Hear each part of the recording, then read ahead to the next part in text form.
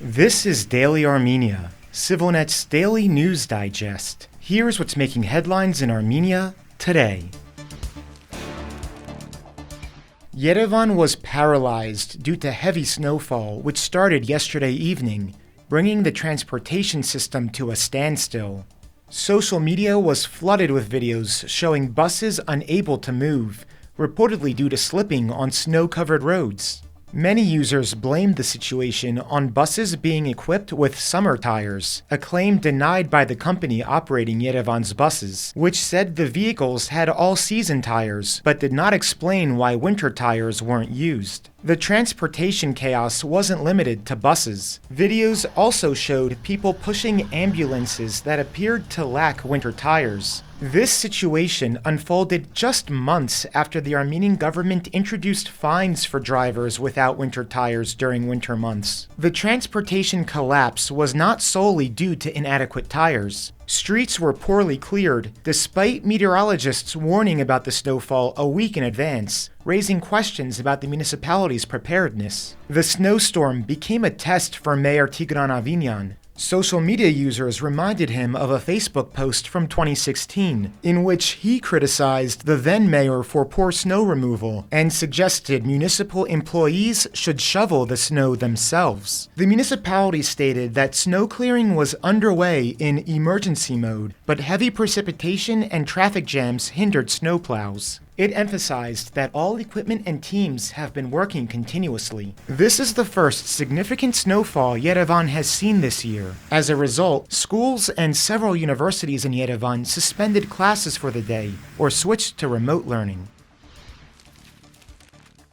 Russian police allegedly entered a police station in Yerevan last week to persuade Russian national Roman Shklover, who is linked to a criminal case in Russia, to surrender. This is according to a report today by the regional media outlet OC Media. According to the Helsinki Citizens Assembly Vanadzor, Russian law enforcement, believed to be FSB agents, tried convincing Shklover to voluntarily return to Russia, assuring him everything would be fine. However, Shklover refused, and his lawyer blocked the attempt. The assembly criticized the ease with which Russian security accessed the Armenian police station, urging Armenia to prevent such actions and prosecute those responsible. Armenia's Ministry of Internal Affairs denied wrongdoing, stating Shklover was summoned as he was wanted in Russia, and the Russian officers were present under Commonwealth of Independent States regulations. This isn't an isolated incident. In December 2023, Russian military deserter Dmitry Setrakov was reportedly detained in Gyumri and transferred to Russia without Armenia's knowledge. Similarly, in April 2024, Russian deserter Anatoly Shchetinin was allegedly kidnapped by Russian military police in Armenia. These cases highlight growing concern about Russian nationals' safety in Armenia, particularly those fleeing political persecution. Some have reported surveillance by people in Russian military uniforms,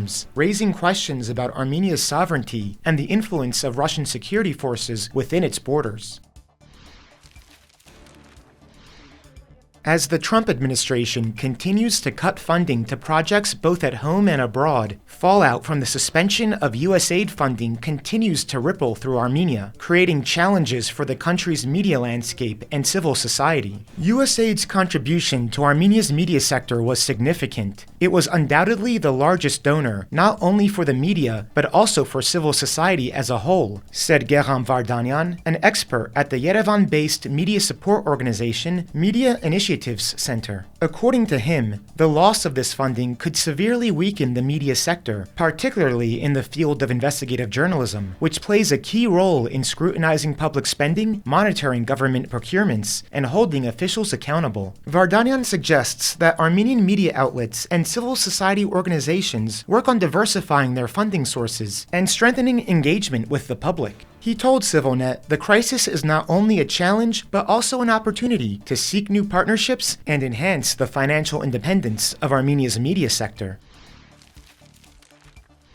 The presentation of a new book in Yerevan on the 2020 Nagorno-Karabakh War, titled The Defeat, has sparked debate among military experts and political analysts. A collective work by authors including Viken Cheterian, a journalist and international relations lecturer at the University of Geneva, the book draws on interviews with 36 military and political leaders from Armenia and Artsakh, as well as war participants. It aims to provide a comprehensive account of the 44 days of combat and explore the reasons behind the Armenian army's defeat. 2 of the book's 4 articles, the interview questions, and the 2020 war map featured in the book were all produced by CivilNet journalists. At the book launch, CivilNet editor and book contributor Karin Haratunian emphasized that while the book offers detailed military analysis, the defeat was primarily due to diplomatic and political failures, worsened by post-2018 populism and poor leadership. Cheterian added, "We cannot analyze the war without knowing what actually happened. To this day, we still don't fully understand the First Karabakh War because the military history hasn't been properly documented." And finally, the CivilNet number of the day is 10.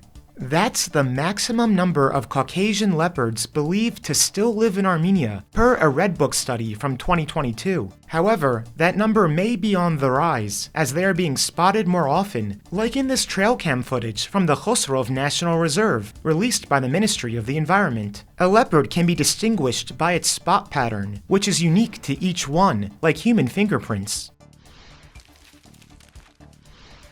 And as always, please follow CivilNet for the latest news and independent reporting from our contributors on the ground here in Armenia.